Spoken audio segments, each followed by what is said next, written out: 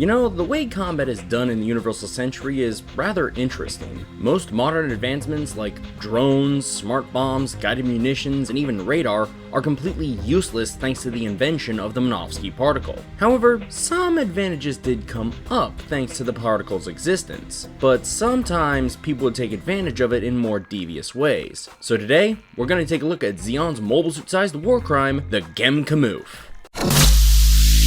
Now, to start this story off, we actually have to go back in time a little bit to talk about Minovsky particles. First discovered by Dr. Trenov Y. Minovsky, these particles could not only power generators in literally everything from mobile suits to battleships, but were also the main way beam weapons worked, using these particles to create a plasma used in their operation. But these particles also had another use in combat, as they could be used to jam advanced sensor systems and radar, meaning that all advanced guided weapons technology was basically rendered useless. The only tech not really hindered by this technology were traditional cameras and TV setups. This is why Universal Century warships are constructed like traditional battleships, and why mobile suits became so effective in combat. As such, once mobile suits started entering the fray, the main way to tell which mobile suit you were looking at, and to identify if it was friend or foe, was to use an internal database that referenced the outline and shape of the mobile suit you were looking at to determine which machine was in front of you. We see this when Amuro first encounters Ramba Ral, where the Gundam's internal computer misidentifies his goof as a standard Zaku, because the Gundam didn't have the goof inside of its internal database yet. Ramba did quickly correct the record though. This is no Zaku, boy! No Zaku! So with all of that being said, it was only a matter of time until Zeon came up with a plan to use this flaw against the Federation. The plan was relatively simple. Disguise a mobile suit you have as one of the enemy gyms, and use them to commit false flag attacks behind enemy lines. How do you do, fellow kids? Now, this project had to be kept very hush-hush, because as one could probably imagine, it was a literal war crime to do anything like this.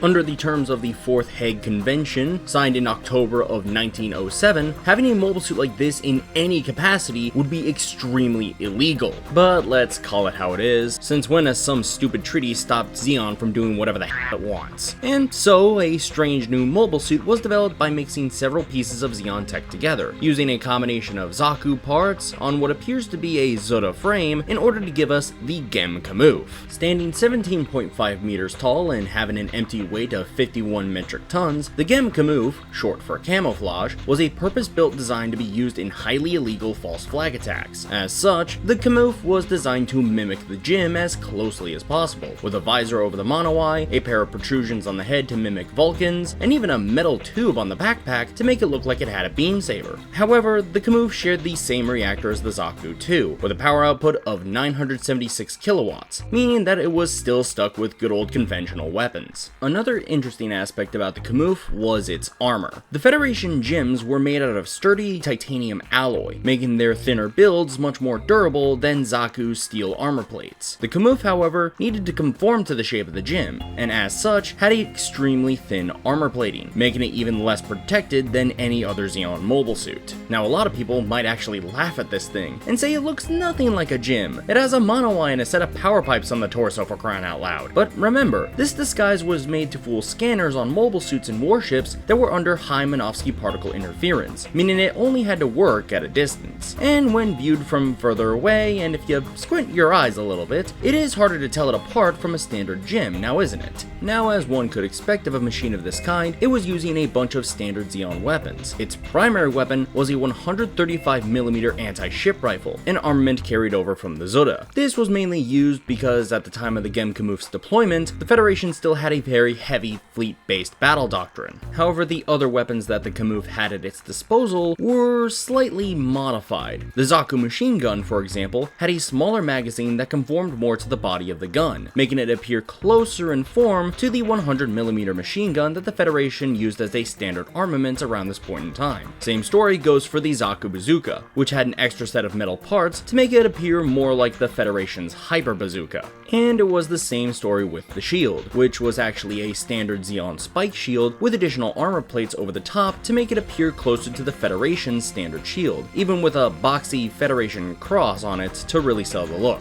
Finally, the Camouf could use the standard Zeon Heat Hawk, which really couldn't be disguised and was only used as a last resort if the mission really went off the rails. On top of these standard armaments, and befitting of its saboteur role, the Gem Camouf could be outfitted with shape charges or chain mines for destroying enemy ships. Overall, this thing was a genuine threat. However, much like many mobile suits before and after it, Zeon completely screwed up its deployment. The first and only known deployment of the Gem Camouf officially was as a part of the 603rd Technical Evaluation Squadron aboard the Jotunheim. However, due to the secrecy of the project, they didn't tell any friendly units nearby that the test was going on, which led to a friendly Musai coming into the area by accident and misidentifying the Gem Camouf as a Jim, and as such, opening fire, destroying the mobile suit. After the incident, Oliver May of the 603rd wrote down that the Camouf wasn't fit for full-scale deployment, as it had way too high of a risk of friendly fire incidents. Overall, it's unknown how many Camoufs were actually produced by Zeon, but after they were given a poor evaluation by Oliver May, they were all discreetly transferred to the Earth Volunteer Corps, which was a collection of Earthnoids and Federation colonists that had defected to Zeon. They used these alongside their Gefendener Gems in false flag attacks against the Federation. However, throughout the entirety of the war and even after the war, Zeon completely denied the existence of these mobile suits, as they would be in a lot of trouble if they ever got caught. And overall, that's the Gem Camouf. Now, to address a few things here, you might have noticed my pronunciation throughout the entirety of the video, mainly that I've been pronouncing it as Gem Camouf and not Jim Camouf. Well, that's because of accents. The Principality of Zeon actually had a unique accent to them, and as such, they pronounce Jim as Gem. Another aspect is that this is yet again another example of the Principality of Zeon High Command being flat out stupid, because instead of developing weapons for the frontline usage, or maybe trying to get better mobile suits out to the front lines faster, Zeon dedicated time and resources to these side projects only to have these projects result in failure. Yet just another reason that Zeon lost the war. But that's all from me today. Like, comment, subscribe, and do all that good stuff. And until next time, this is Nerd Trooper, signing off.